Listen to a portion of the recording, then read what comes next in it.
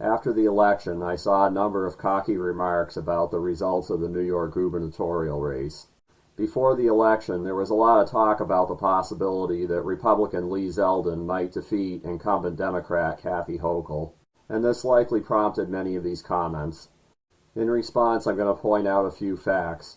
For those outside the Empire State, this can still be informative, as there are other states where a large city greatly affects the state politics.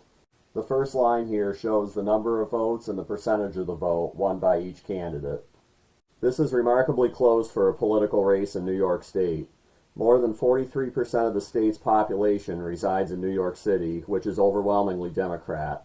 The roughly 70% of city residents who voted Democrat in this race is the lowest percentage in 20 years since Republican Governor George Pataki was reelected in 2002. With these facts in mind, I was curious what the numbers would look like if the city was not included. So I added the vote count for each candidate to get the total number of votes. Then I found 43.6% of this number to find the number of votes in New York City. Since about 70% of New Yorkers voted for Hochul, I found 70% of this number to get the number of Democrat votes in the city. Of course, this is all approximate. Then I subtract this number from the total number of city votes to find the remaining number, which gives me the total number of Republican votes in the city.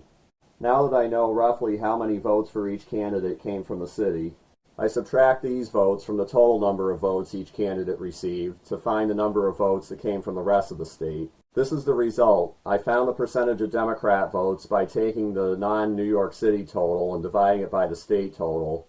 And then once I had this number, I found the remainder to get the percentage of Republican votes. This is not even close. These figures don't only reflect upstate either. They also include Rockland, Westchester, and Long Island, everything except the city itself. Of the 57 counties outside the city, only 9 voted in favor of Hochul. This election should serve as a wake-up call to Governor Hochul. If it wasn't for New York City having such a massive population, the vote results easily could have gone the other way. In addition to Republican success in the gubernatorial race, the party also flipped 4 House seats. 2 of these 4 districts are on Long Island, just outside the city. So what's my point of all this? My point is that if you talk as though Republicans are increasingly outnumbered and that voting Republican is a losing battle, the facts don't support your narrative. You can either accept this or reject it. I can't control that. I do know from years of living in upstate New York that when people who live more than a couple hours outside the city think of New York State, they don't picture New York City. They picture mountains, lakes, the capital region, Syracuse, Buffalo, etc. When people talk about Republicans losing ground, they're most likely picturing voters choosing Hochul over Zeldin throughout the expanse of upstate, which, as you can see, is not what happened. The bottom line is, people should learn the facts before they act as though they're ideologically superior to their political opponents.